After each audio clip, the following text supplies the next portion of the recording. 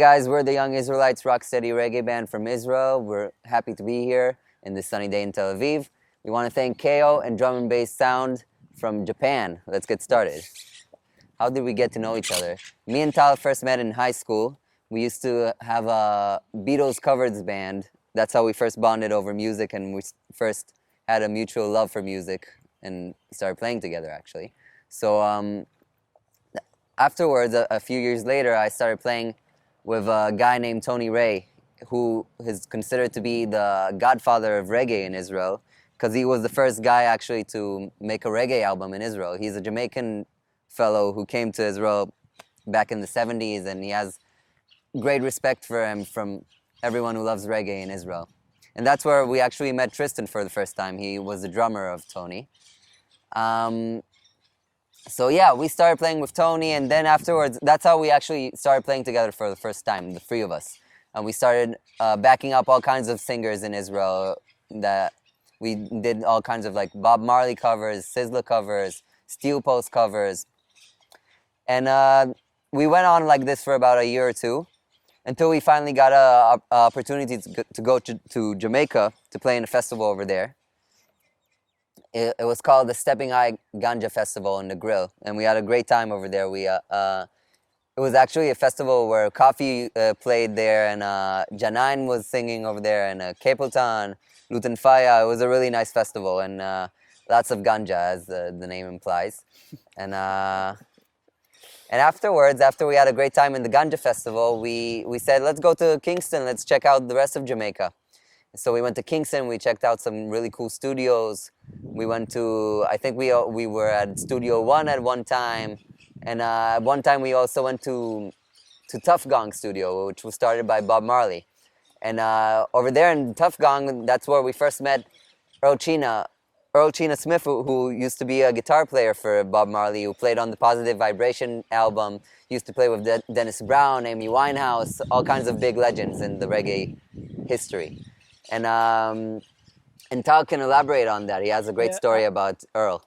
Yeah, what was amazing is that in that time we never like played original stuff, right? True. Maybe jammed like once in a while, but never wrote a song and recorded together.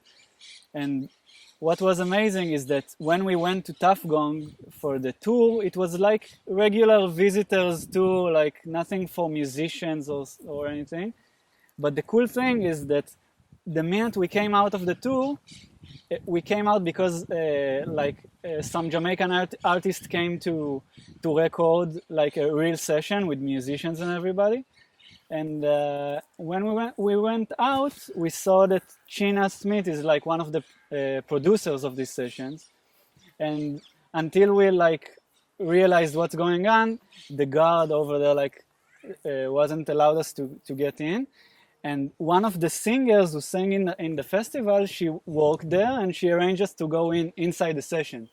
True. And when we saw Chena, we told him that we are from Israel, and he invited us to go over to his place like a couple of days later to record a song, an original song. So I think this was the real moment when the band like formed, I think, because that single started everything. Yeah, and then we recorded the single with him and learned a lot from him, and the single actually came out on vinyl in Jamaica, and this was the first time we had like any music on vinyl. Yeah, original music on vinyl, like obviously, but an original song that we have and is professionally recorded and produced, like. True.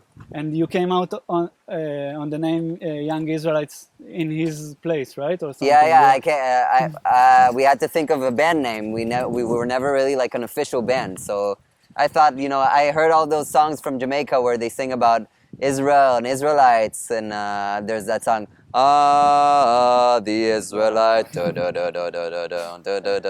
wake up in the morning. So anyways, so that's how I got the inspiration for Young Israelites, because we are actually from Israel. So and we're young. So did we belong to any other bands as well? So as I said before, we played a lot of like cover songs with other singers in Israel. We used to be like a backing band for all kinds of singers in Israel. We used to play Sizzla and Bob Marley and Steel Post and Capleton.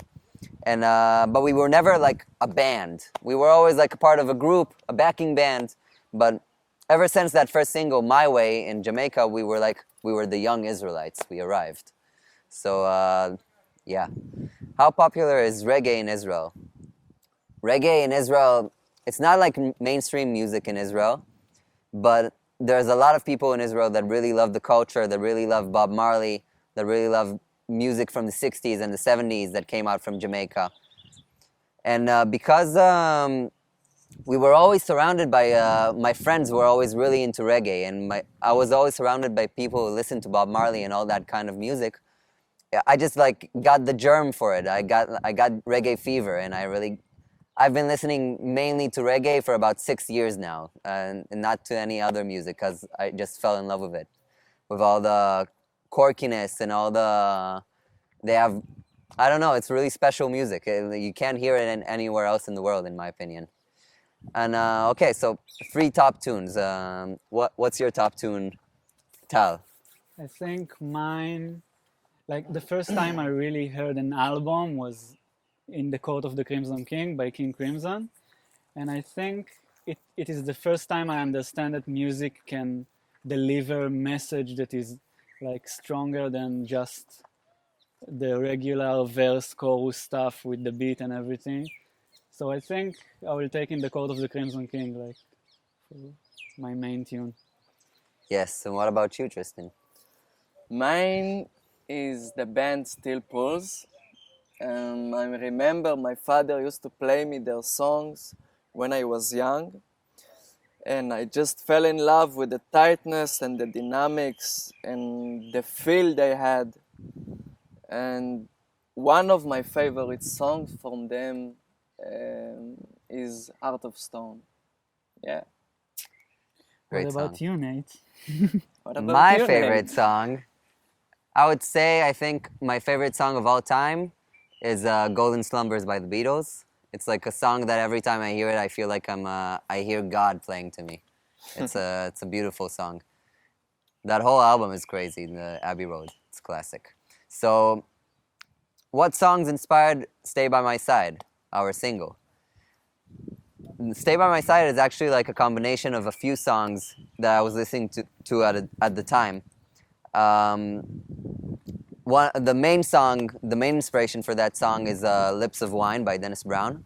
If you listen to it, it has like a pretty similar vibe, I think. It's more mellow than our song, but it's a really beautiful song and has like great harmonies and great instruments and like and instrumental parts. And you should check it out if you don't know it. Another song that really inspired the Stay By My Side was Please Please Me by the Beatles. They have that whole part where John Lennon is like, come on, come on, come on, come on. And that inspired the whole part in our song where it's like, so come on, come on, come on, you know, the use of come on. And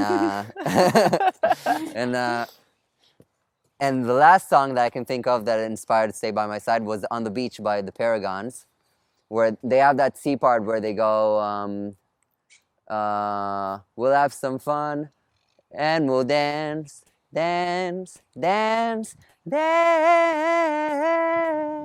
Whoa, whoa. So, little honey. And so I took that, and in our C part I did, there's nothing I won't do for you, baby. Yeah. And that's how I made that song. I just stole from a lot of songs. And how long did we stay in Jamaica in 2018? We stayed there. We were supposed to stay there for 2.5 weeks. But the crazy part about it was when it ended, the 2.5 weeks, we all had to get on a bus back to Montego Bay from Kingston. And I said, no way. And I stayed. No way I'm leaving Jamaica. We had an empty chair in the plane. Yeah, it was probably very sad for you guys. But I stayed there and I lived it up. And I don't regret 1 second. And it was a crazy trip. I think it was the best trip of my life, if I have to think about it. And I really think the whole trip to Jamaica really affected how we record our music, everything about our music. I think as musicians, like individually, it was the first time we saw how like serious level musicians record their music and like the way they think about it, because we are coming from like in Israel, the music scene is basically like Western pop productions, like everything is very electronic now. Yeah. And everything have like nothing have Everyone's a trying realistic, to copy Justin Bieber, Dua Lipa, those kind of artists. yeah, So. and the Jamaican musicians, they think about music in a completely different way, and they record it live a lot of times without metronome, and they play all day until they got the right take. And I think this is the main vision that we took from Jamaica for Stay By My Side, because if we would like record it in like a pop production, it wouldn't sound like it. We did it live, we did it without metronome, and it was a major part of the sound we got. I think. It's all about the feel. Yes. Earl China is a major part of our music. Like if we didn't meet him, we would probably be a very different band, in my opinion. He played a key role in our band. Yes. How do we describe people in Israel? I think people in Israel are very straightforward. I know a lot of people here that are very nice. Most of my friends are from Israel. Tal and Tristan are very nice people. and there's all kinds of people, like everywhere in the world. There are bad people and good people. What's cool about Israel is that there's like everything of everything here. There's like, you have snow in the north. There's like a big mountain where I go to ski every year, and called the Hermon. And there's the Dead Sea, which is the lowest spot on Earth.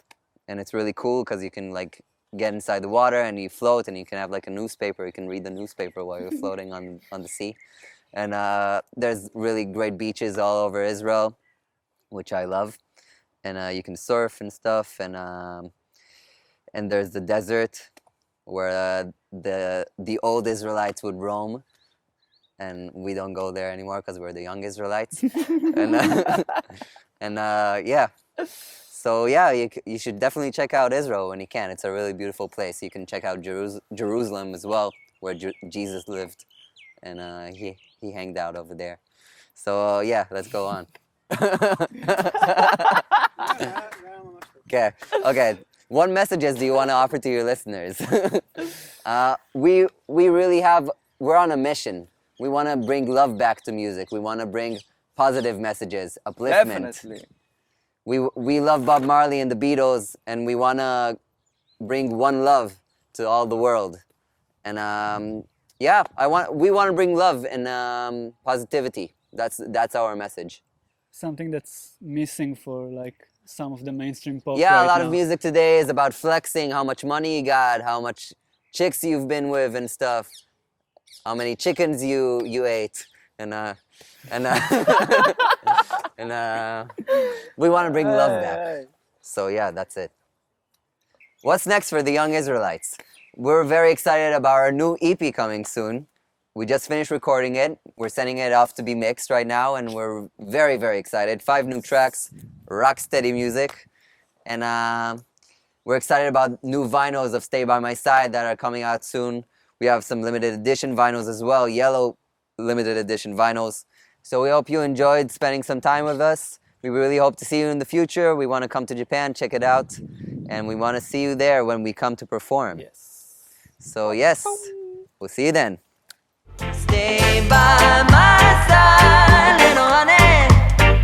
I want